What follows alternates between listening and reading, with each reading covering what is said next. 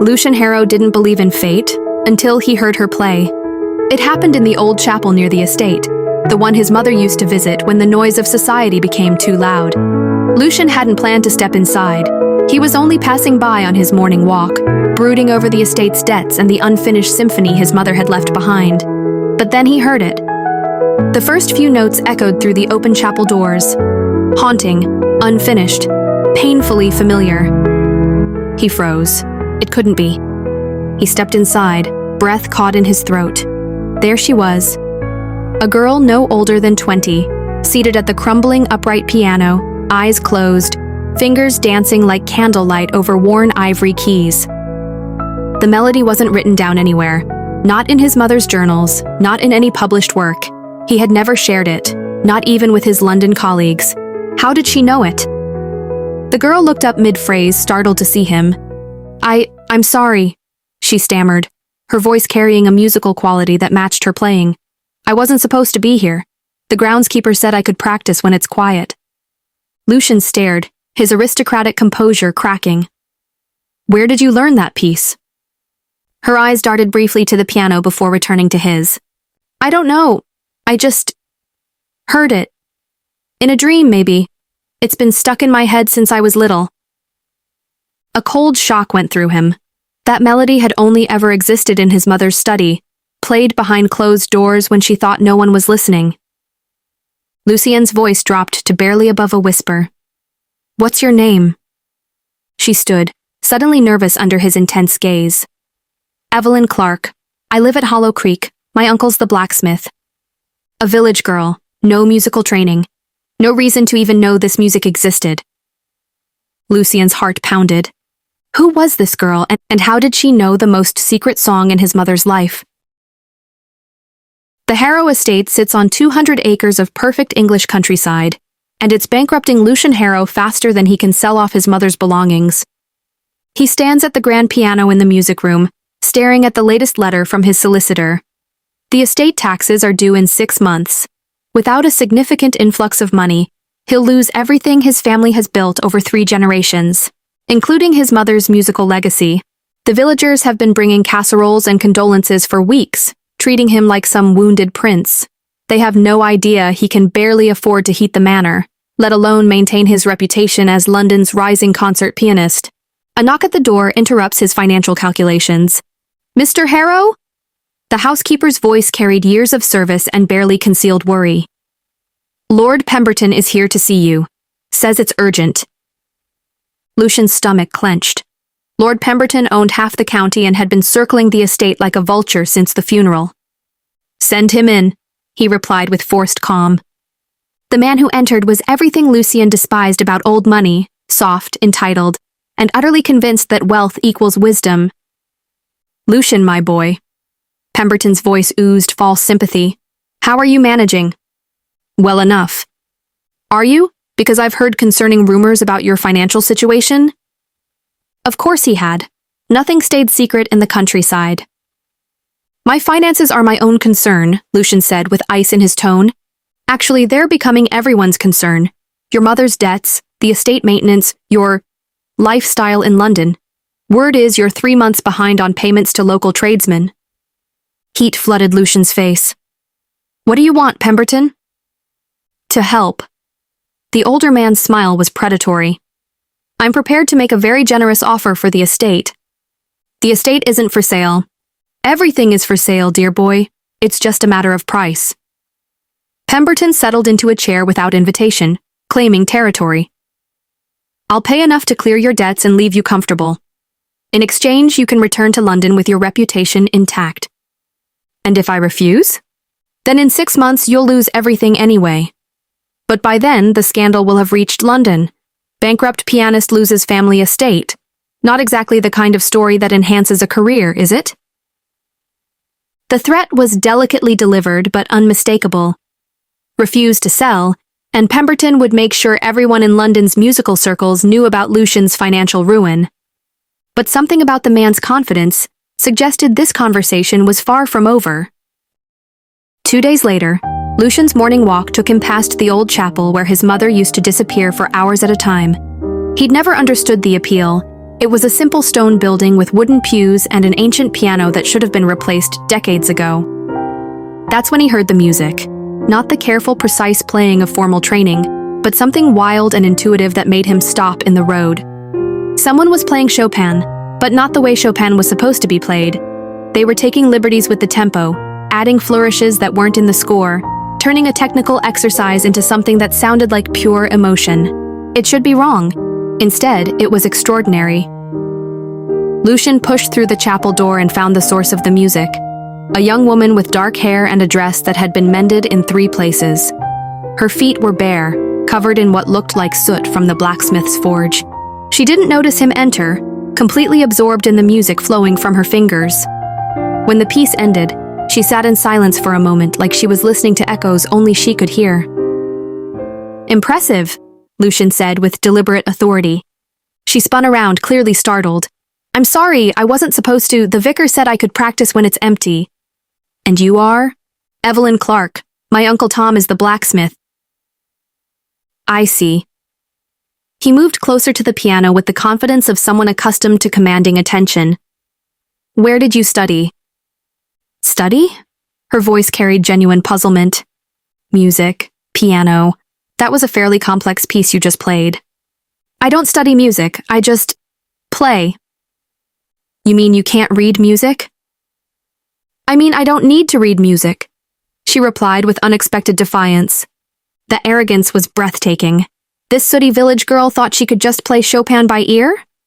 "Miss Clark, piano requires years of proper training, understanding of technique, knowledge of theory." "Does it?" She tilted her head with the curiosity of someone genuinely interested in his answer. "Because what I just played sounded fine to me?" "Fine is not the same as correct." "And correct is not the same as beautiful," she shot back without hesitation. The response caught him off guard. "What? You heard me play? Did it sound wrong to you?" "It sounded undisciplined." "Or it sounded free," she countered, her eyes sparkling with challenge. Before he could respond, footsteps echoed outside the chapel. "Evelyn," a man's gruff voice called, "are you in there?" The girl's face went pale with genuine fear. "That's the landlord," she whispered urgently. "He can't find me here." And suddenly Lucian realized there was more to this story than a village girl with musical pretensions. Something that could get her in serious trouble. "Evelyn Clark!" The voice outside grew louder and more menacing. "I know you're in there!" Evelyn jumped up from the piano bench, grabbing a worn shawl from the pew beside her. "Mr. Harrow, please. If he asks, you never saw me," she pleaded with desperate sincerity. "What's this about?" "My uncle owes rent, 3 months' worth.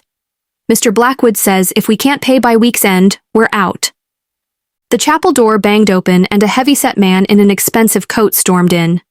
Lucian recognized him. James Blackwood, one of Pemberton's associates who owned most of the village's rental properties. "Mr. Harrow." Blackwood's demeanor instantly shifted to false courtesy that couldn't mask his underlying cruelty. "What an honor. I didn't expect to find you here." "Just passing by," Lucian replied carefully. "Beautiful morning for a walk." "Indeed." Blackwood's eyes found Evelyn and his expression hardened like steel. "And Miss Clark, how convenient." "Mr. Blackwood." Evelyn lifted her chin with dignity that would be impressive if she weren't clearly terrified. "Still playing piano, I see. Amusing hobby for someone who can't afford rent." "Music is not a hobby," she said with quiet conviction. "No? Then perhaps you can explain how playing piano puts food on the table, or pays debts." Lucian watched this exchange with growing discomfort.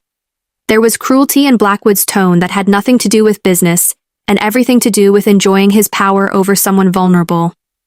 But what came next would test exactly what kind of man Lucian Harrow really was. Chapter 3. B. The Public Challenge. "The rent will be paid," Evelyn said quietly, though her voice betrayed her uncertainty. "Will it? Because your uncle seems to think otherwise. Says you've been wasting time with musical nonsense instead of finding proper work." "I help at the forge?" "When it suits you," Blackwood interrupted with calculated malice. "The rest of the time you're here, playing with toys you can't afford. Blackwood ran his hand along the piano's surface possessively. Beautiful instrument. Shame to see it wasted on someone who doesn't appreciate its value. I appreciate it fine, Evelyn replied, steel creeping into her voice. Do you? Because appreciation and ability are different things entirely. The insult hung in the chapel air like smoke, and Lucian realized he was about to witness something that would define what kind of man he was. Defend a village girl he barely knew, or stay silent and protect his own reputation. Actually, Lucian heard himself saying with aristocratic authority, Miss Clark plays quite well. Both Blackwood and Evelyn stared at him in surprise. She was just demonstrating some interesting interpretative choices when you arrived. Interpretative choices? Blackwood's eyebrows rose with obvious skepticism. How generous of you to say so. I mean it. Her approach to phrasing is quite sophisticated. It was a lie but seemingly harmless, or so he thought. Well then, Blackwood smiled with the unpleasant satisfaction of someone springing a trap. Perhaps Miss Clark would be willing to demonstrate this sophistication publicly. At the village harvest festival next week, Evelyn went very still. What? If she's as talented as Mr. Harrow suggests, surely she wouldn't mind performing for the entire village, including Lord Pemberton, who sponsors the event. The trap snapped shut with audible finality. Refuse, and she admits she's not really talented. Accept, and she risks public humiliation in front of the most powerful man in the county. Either way, Lucian had just made her situation infinitely worse. And from the look in Evelyn's eyes, she knew exactly what he'd done. After Blackwood left, the chapel felt smaller, charged with tension and unspoken recriminations.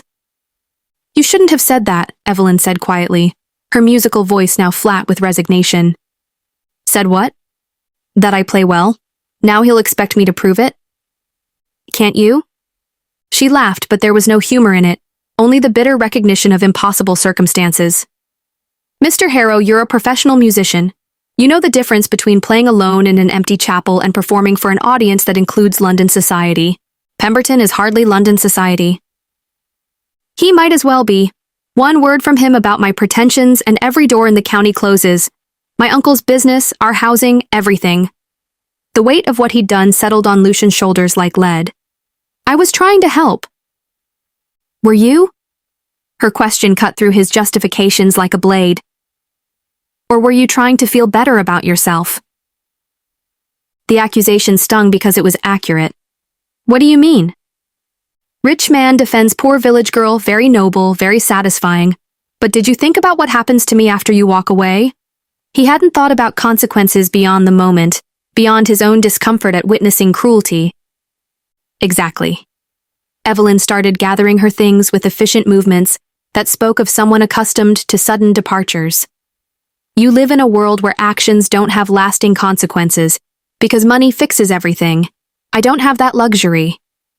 But then something shifted in her expression, a calculating look that suggested there might be more to Evelyn Clark than he'd assumed.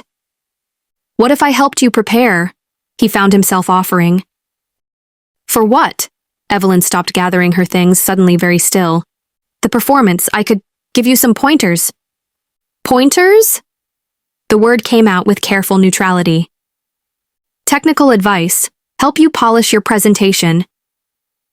You mean teach me to play correctly instead of beautifully?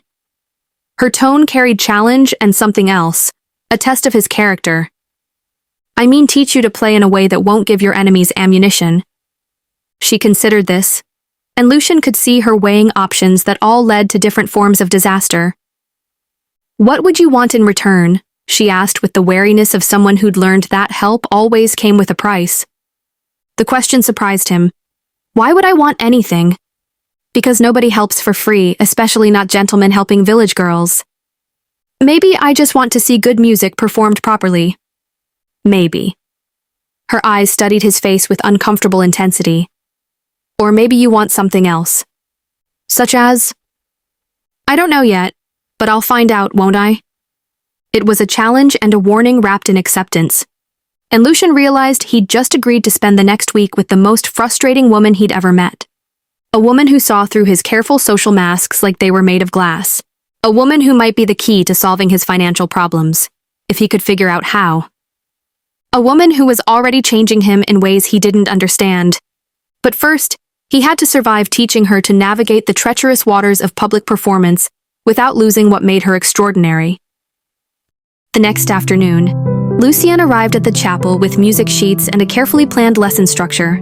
He found Evelyn already at the piano, playing something he didn't recognize, a melody that seemed to shift and change each time she repeated it. "What is that?"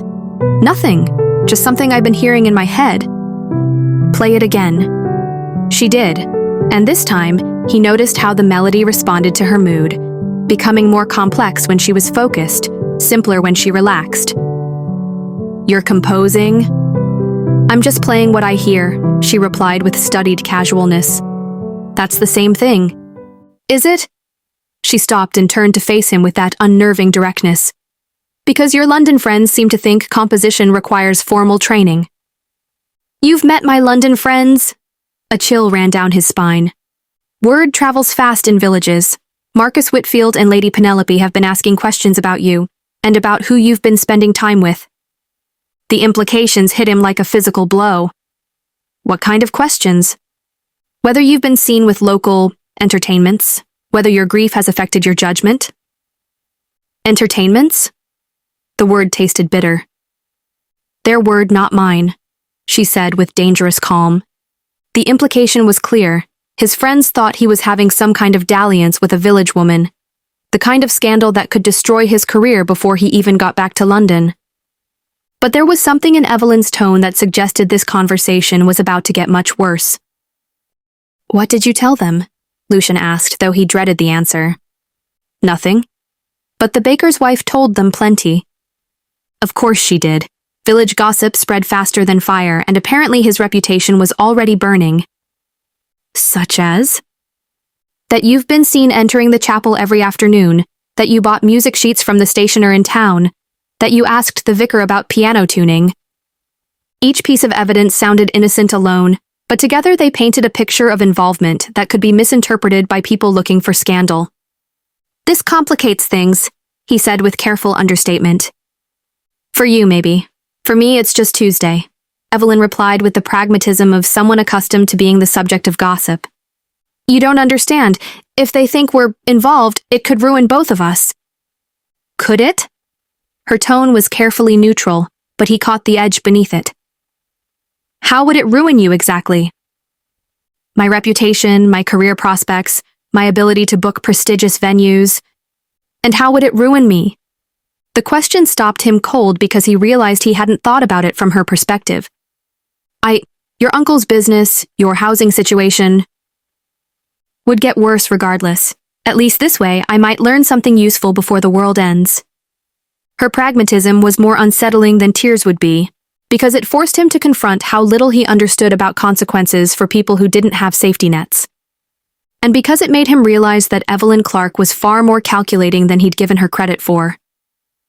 "We need to be more careful," he said finally. "About what?" "About appearances. About how much time we spend together." "Fine. Teach me what I need to know for the performance, then disappear back to your estate." "It's not that simple." "It's exactly that simple. You help me not embarrass myself in front of Pemberton, I stop being your problem." But as they began the lesson, working through scales and technical exercises, Lucien realized that Evelyn Clark had already become much more than a problem. She'd become the most interesting person he'd met in years, and that terrified him more than any financial crisis. 3 days into their lessons, Lucien made a discovery that changed everything. He was early to the chapel and heard Evelyn playing before she knew he was there. But this time, the melody stopped him cold in the doorway. She was playing his mother's unfinished lullaby, the piece that existed nowhere except in his memory and his mother's private notebooks. "Stop." The word came out sharper than he intended, cutting through the sacred space like a blade.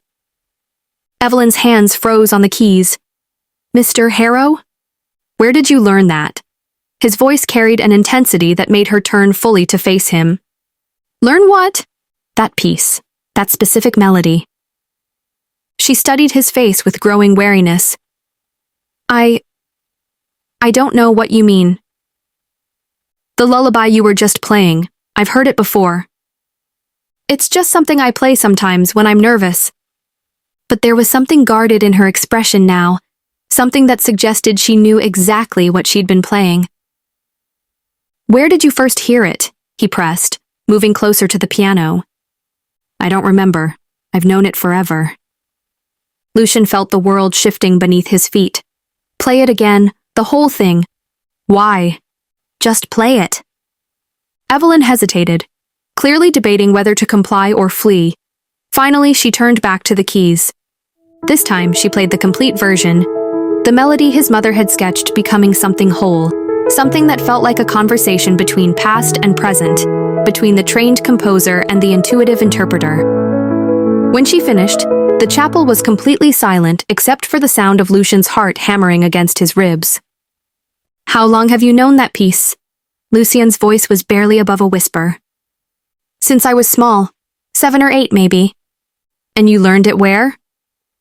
Here, in this chapel. Someone used to come and hum it while I practiced. Lucian's heart stopped. Someone? A lady. She never spoke to me, just sat in the back and listened. Sometimes she'd hum along with whatever I was playing. The description sent ice through his veins. What did she look like? Older, elegant, always wore gloves even in summer. She had kind eyes. His mother. His mother had been coming here, listening to this village girl play, sharing her unfinished compositions through humming. When did you last see her?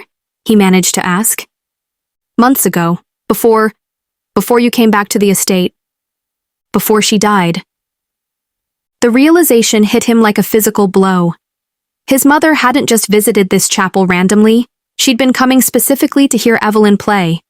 She'd been sharing her musical ideas with a girl who couldn't read music but could hear melodies with perfect intuition. Mr. Harrow, are you all right? The lady who came here, did she ever say anything about the music? Sometimes.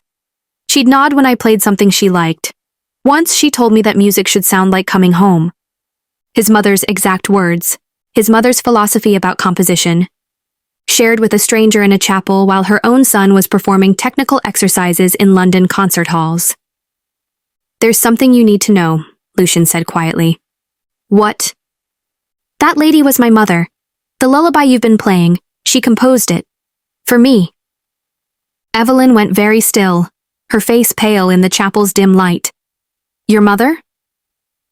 She died 3 months ago. That's why I came back to the estate. I'm sorry, I didn't know she was... I knew someone had died at the estate, but I never connected. She never finished that piece. The version you just played, it doesn't exist anywhere except in her private notebooks. But I've been playing it for months. You've been completing it, adding the harmonies, the ending she never had time to write. The words hung between them like a bridge connecting two worlds that should never have met, and Lucian realized that his mother had left him more than unfinished compositions. She'd left him Evelyn. The village harvest festival arrived with unseasonable warmth, and the entire county in attendance. Lord Pemberton had spared no expense. Silk bunting, hired musicians from London, and enough food to feed 3 villages.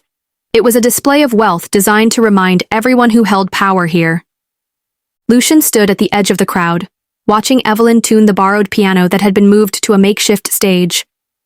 She looked impossibly small against the backdrop of social expectation, and barely contained hostility from the London musicians Pemberton had brought to elevate the event. Quite the gathering. Marcus Whitfield appeared at his elbow with the casual arrogance of someone who'd never doubted his place in the world. Though I have to say, the entertainment promises to be interesting. What do you mean? Lucian kept his voice carefully neutral. Word is that little village pianist of yours is going to perform. How delightfully quaint. The dismissive tone made Lucian's jaw clench. Her name is Evelyn Clark. Is it? How charming. I do hope she's prepared for a sophisticated audience. She wasn't. Despite a week of lessons, Evelyn was still fundamentally untrained by formal standards, and everyone here knew it. Ladies and gentlemen, Pemberton's voice cut through the crowd chatter like a blade. We're honored to present an evening of musical entertainment, beginning with Miss Evelyn Clark performing. He paused, consulting a piece of paper with obvious distaste. An original composition. Original composition? That wasn't the plan. They'd rehearsed a simple Chopin piece, something safe and recognizable. Lucien pushed through the crowd as Evelyn took her place at the piano. She caught his eye briefly, and he saw something in her expression that made his blood run cold. Defiance. She wasn't going to play it safe. Evelyn placed her hands on the keys and began to play. It was his mother's lullaby, but transformed, woven together with the melody she'd been composing during their lessons, creating something that sounded like a conversation between past and future, trained and intuitive, loss and hope. The crowd went silent. This wasn't village music or amateur fumbling. This was something sophisticated and heartbreaking and completely original. As the music built, Lucien realized what she was doing. She wasn't just performing his mother's piece, she was completing it in real time, adding harmonies and variations that turned a simple lullaby into something complex and profound. It was brilliant. It was exactly what his mother would have wanted, and it was about to ruin both their lives. When the music ended, the silence stretched for what felt like hours. Then Lord Pemberton began to clap, slow, deliberate applause that sounded more like a verdict than appreciation. "Fascinating," he said loudly enough for everyone to hear, his voice carrying the authority of someone accustomed to being the final word on everything. "And where exactly did you learn to compose, Miss Clark?" The trap. The question that would expose her as either a fraud or a threat to the natural order. "I didn't learn, my lord. I just played what I heard," Evelyn replied with quiet dignity. "What you heard where?" "In my head, in my heart." "How remarkably convenient. A village girl who just happens to compose music that rivals formally trained musicians." The crowd murmured, sensing blood in the water. But what came next would test everything Lucien thought he knew about courage, love, and the price of standing up for what was right. "Tell me, Miss Clark, would you say your talent is natural? God-given?" Pemberton's question carried the weight of judgment. "I'd say music belongs to everyone, my lord, not just people who can afford lessons," Evelyn replied with dangerous honesty. The political statement hung in the evening air like a lit fuse, and Lucien realized that Evelyn had just declared war on the entire social system that kept people like Pemberton in power. "Indeed. How democratic of you?" Pemberton's smile was razor-sharp. "Perhaps Mr. Harrow can enlighten us about Miss Clark's educational background. I understand he's been providing instruction." All eyes turned to Lucien. The moment crystallized with perfect clarity. Defend her and associate himself with someone Pemberton clearly saw as a threat, or abandon her and prove himself to be exactly the coward she thought he was. Either way, his carefully constructed life was about to change forever. The crowd waited for his response, and he could feel the weight of everyone's expectations pressing down on him like a physical force. Pemberton wanted him to distance himself from Evelyn, to prove his loyalty to the social order that kept them both in power. Marcus and the London crowd wanted him to demonstrate that he hadn't been corrupted by village influences. Evelyn he wasn't sure what she wanted. Her expression was carefully neutral, but he could see the tension in her shoulders, the way she held herself like someone preparing for betrayal.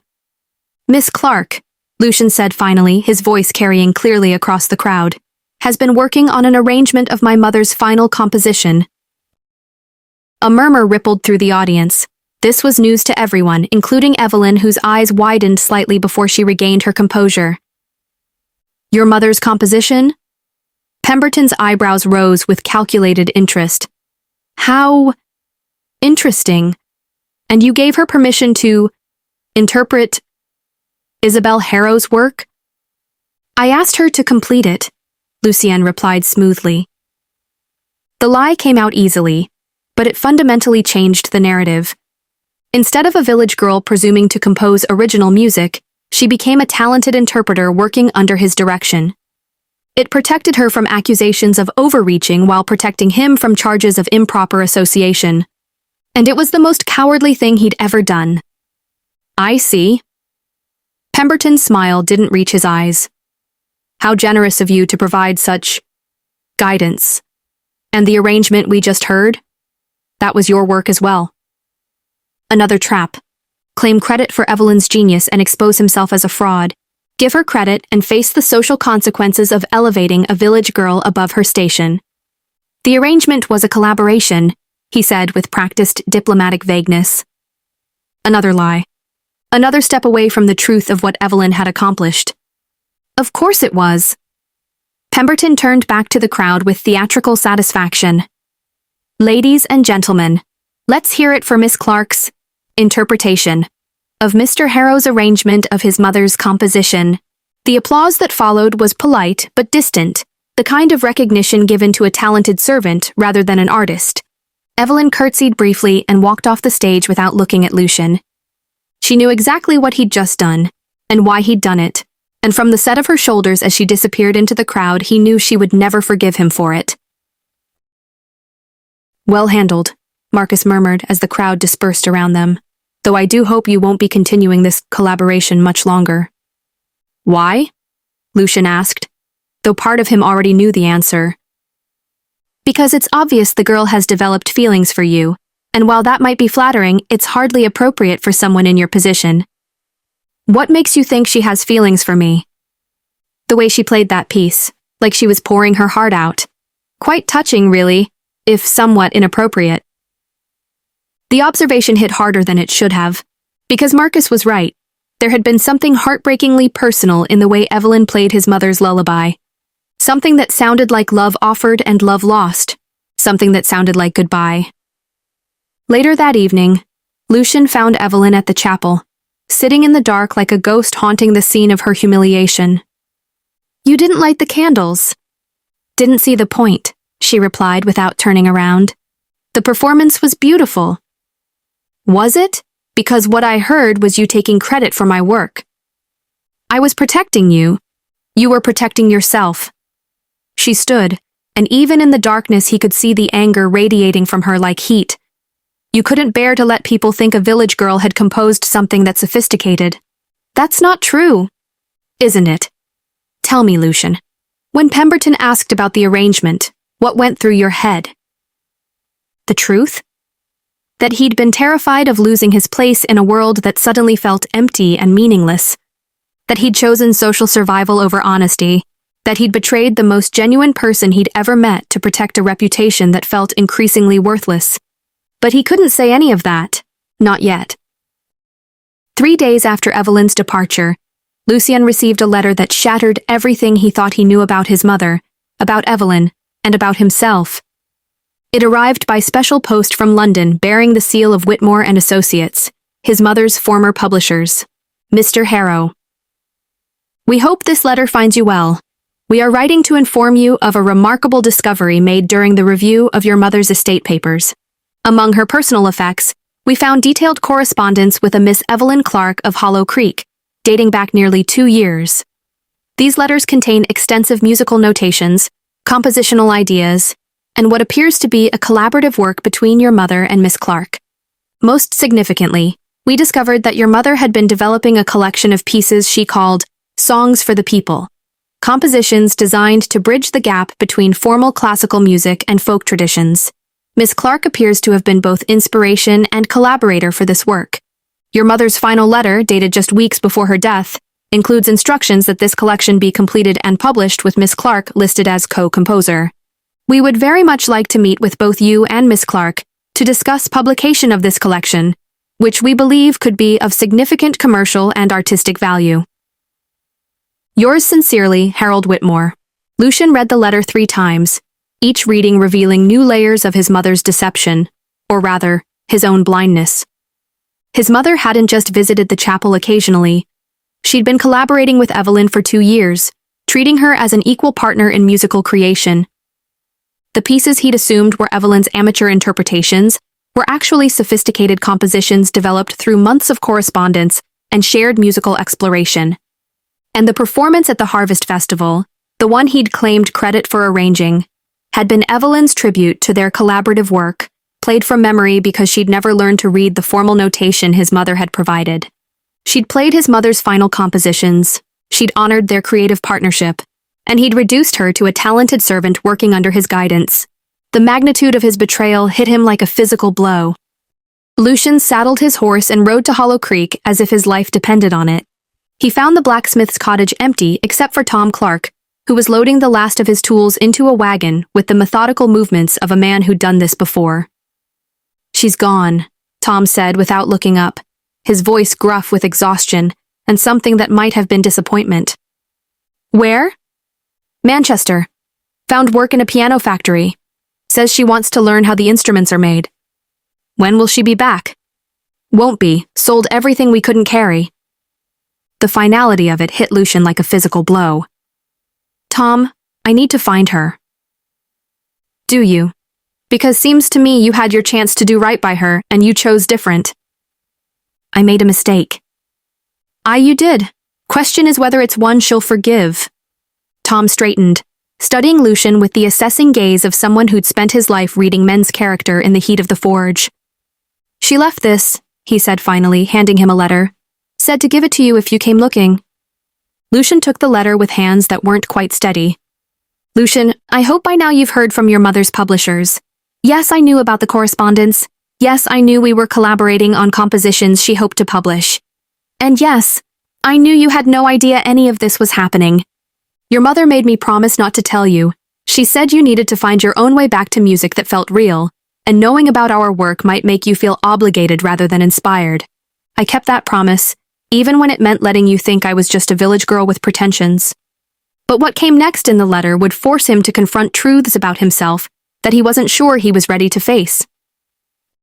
But I won't keep pretending that what happened at the festival was acceptable. You chose your reputation over the truth. You chose social safety over artistic honesty. You chose the approval of people you don't even respect over the feelings of someone who cared about you. I understand why you made that choice. The world you live in has different rules than mine, higher stakes, more to lose. But I can't live in a world where my music is only valuable when it's filtered through someone else's name and reputation. Your mother understood that. She treated me as an equal partner because she believed music belonged to anyone willing to work for it, regardless of birth or education or social position. I thought you might understand that too, eventually. I was wrong. The pieces we worked on together, your mother and I, they're yours now.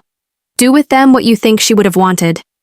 I hope someday you find the courage to make music that sounds like who you really are, not who you think you're supposed to be. Evelyn, P.S. The lullaby you heard me play that first day? Your mother said it was for you. She said she wanted you to remember that music should feel like coming home. Lucian sat in the empty cottage, holding the letter and thinking about choices that couldn't be undone. About a woman who'd loved him enough to complete his mother's lullaby. About music that sounded like coming home. About the difference between safety and happiness. And about whether it was possible to choose authenticity when you'd spent your entire life building a reputation based on other people's expectations. The answer, he was beginning to realize, might determine whether he spent the rest of his life as a successful coward or a meaningful man. But first, he had to decide if he was brave enough to find out. The London Contemporary Music Festival was in full swing when Lucien took the stage at Royal Albert Hall.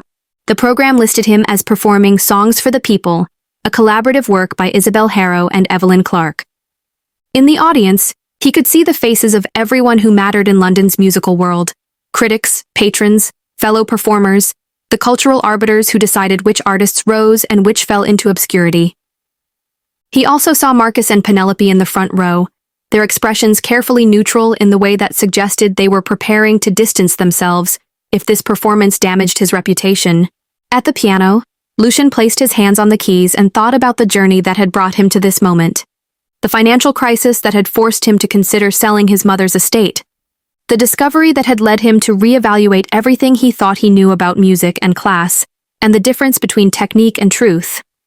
The choice between social safety and artistic honesty that had cost him the most genuine relationship he'd ever had. He began to play the lullaby, his mother's melody completed by Evelyn's intuitive understanding of where the music wanted to go. As the piece unfolded, he could feel the audience's initial skepticism giving way to something deeper. This wasn't the technical showmanship they'd expected from a formal concert. This was music that sounded like conversation, like collaboration, like two brilliant minds working together across social boundaries that shouldn't matter in art. When the lullaby flowed into the other pieces from the collection, Folk melodies transformed through classical techniques, sophisticated harmonies grounded in earth and authenticity. Lucien realized he wasn't just performing his mother's work, he was performing Evelyn's vision of what music could be when it belonged to everyone, instead of just the educated elite. But the real test was yet to come. The crowd quieted as he began to play. Not a formal composition, but the melody he'd been hearing in his head for months. The music that sounded like regret and hope and the kind of love that makes you brave enough to change everything about yourself. Evelyn joined him, adding harmonies that turned his simple melody into something complex and beautiful and completely honest. Together, they played music that sounded like coming home. When they finished, the room was completely silent. Then someone started to clap. Slow, genuine applause that built until the entire reception was applauding not just the performance, but the courage to make music that risked everything for the sake of truth. "Well," Evelyn said quietly, a hint of her old smile playing at the corners of her mouth. "That was either brilliant or career suicide. Does it matter which? Not to me. Then it doesn't matter to me either." And as they walked out of Royal Albert Hall together, past critics and patrons and all the people whose approval had once seemed essential, Lucien realized that his mother had been right.